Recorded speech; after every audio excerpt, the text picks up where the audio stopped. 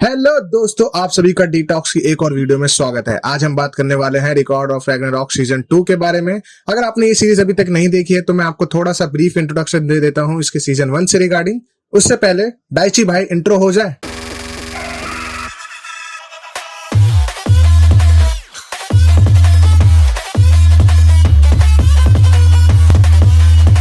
ये सीरीज है based on God versus human की 1-on-1 फाइट्स के ऊपर। और ऐसी फाइट्स क्यों हो रही है, इसका कारण है जीएस, जो he olympian god of sky and thunder and the king of all the gods and man, और you can also set the chief figure of the gods. तो वो मैनकाइंड को पूरी तरह से खत्म करने का प्रपोजल रखते हैं। जैसे ही वो रखते हैं, सारे गॉड्स अपनी सहमति दे देते हैं। लेकिन इस सीरीज की मेन प्रोटैगनिस्ट ब्रुनहिल्डे, जो 13 वल्कारियन सिस्टम में सबसे बड़ी है, आपको नहीं पता वल्कारियन सिस्टर्स क्या होती हैं तो मैं बता दूं, ये खुद से इतनी ज्यादा स्ट्रांग नहीं है, लेकिन हाँ, जब ये किसी के साथ मिलकर लड़ती हैं तो ये उसकी पावर को बूस्ट और एनहांस कर देती हैं। तो ये बहुत ही ज्यादा बड़ा खतरा है। तो वो अपोज करती है, उनके प्राइड को ललकारती है, जिसके चलते मैनकाइंड्स को एक चांस मिल जाता है कि वो गॉड्स को हरा के अगले 1000 साल तक जी सकते हैं। 1000 सालों में उनके ऊपर कोई भी थ्रेट नहीं आएगा। इसके रूल्स बहुत ही ज्यादा सिंपल है। 13 गॉड वर्सेस 13 ह्यूमन की फाइट होनी है 1-on-1, जिसमें से अगर कोई भी साइड 7 फाइट जीत जाती है तो वो टूर्नामेंट जीत जाएगी।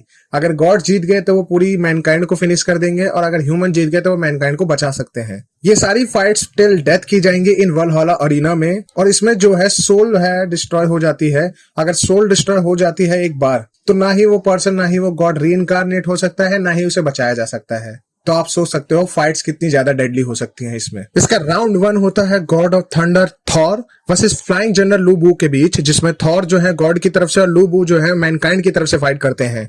और बहुत ही ज्यादा तगड़ी फाइट होती है इन दोनों के बीच में। सेकेंड राउंड जो होता है वो फादर ऑफ कॉस्मोस खुद जीएस लड़ते हैं with father of humanity Adam के साथ। और थर्ड राउंड होता है इसमें tyrant of the sea Poseidon versus history's greatest loser Kojiro Sasaki. ये सारी की सारी फाइट्स एक से बढ़कर एक होती हैं। ये तो थी सीजन 1 की फाइट्स, जिसमें स्कोर रहता है गॉड 2 मैनकाइंड 1।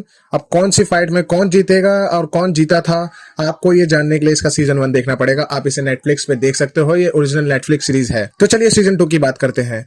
उससे पहले अगर आपने चैनल को अभी तक सब्सक्राइब नहीं किया है तो चैनल को सब्सक्राइब कर दें। इससे हमें मोटिवेशन मिलता है ताकि हम ऐसे और कंटेंट को बना के रेगुलर बेसिस पर डाल सकें। चलिए शुरू करते हैं। ये सीजन 2 भी सेम फॉर्मेट लेके चलती है, और इसमें भी फाइट्स जो हैं बहुत ही ज्यादा इंटेंस होती हैं। आप एंड तक नहीं बता सकते हो कि कौन जीतने वाला है, इतनी ज्यादा कड़ी फाइट्स होती हैं इनके बीच में। ये सीरीज की स्टोरी कुछ उतनी ज्यादा अच्छी नहीं है, लेकिन हाँ, इसके प्लॉट बहुत ही ज्यादा यूनिक है। जिस तरह से फाइट्स के बीच में दोनों साइड्स के फाइटर के लिए पास्ट हिस्ट्री दिखाई जाती है, वो बहुत ही ज्यादा एंगेजिंग बनाती है इस सीरीज को, क्योंकि आप हर फाइट्स में दोनों ही फाइटर को समझने लगते हो और कनेक्शन बिल्ड कर पाते हो, जो बहुत ही कम देखने को मिलता है एज अ फाइटिंग सीरीज में।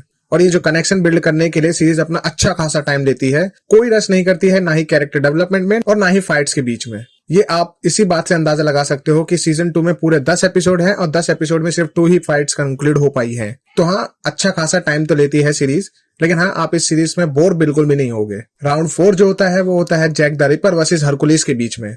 दोनों ही फाइटर बहुत ही ज्यादा तगड़े हैं। जहां हरकुलिस जो है वो इनडायरेक्टली सन होता है जीएस का, क्योंकि वो पहले नॉर्मल इंसान होता है, लेकिन जीएस का ब्लड पीने से वो सामने खड़ा हो पाता है गॉड्स के, तो इसलिए जीएस उसको भी गॉड बना देते हैं।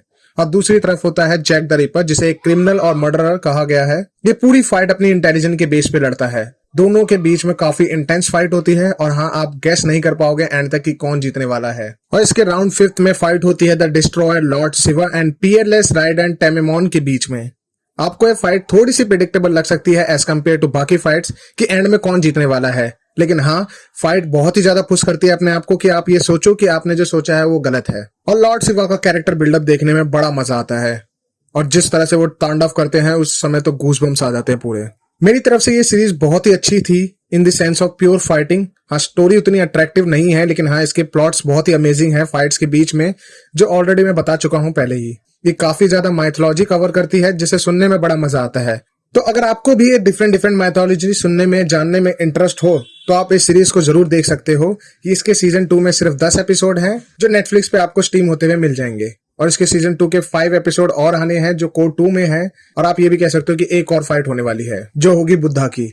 और बुद्धा का कैरेक्टर थोड़ा सा ही दिखाया है, लेकिन लगता बहुत ही ज्यादा बैडएस है। वो आप जब सीरीज देखोगे तो आप समझ जाओगे मैं कि ऐसा क्यों बोल रहा हूँ। तो आपको ये जो सीजन 2 के लास्ट 5 एपिसोड हैं वो इस साल के एंड होने से पहले देखने को मिल जाएंगे। बाकी आपको वीडियो में कुछ पसंद आया हो तो वीडियो को लाइक करना और चैनल को सब्सक्राइब करना ना भूले। हम ऐसे ही रेगुलर बेसिस पे एनिमी रिलेटेड कंटेंट डालते रहते हैं, तो आपको उसकी नोटिफिकेशन मिल जाए तो इसलिए चैनल को सब्सक्राइब करें। मिलते हैं किसी और वीडियो में, तब तक के लिए जय हिंद।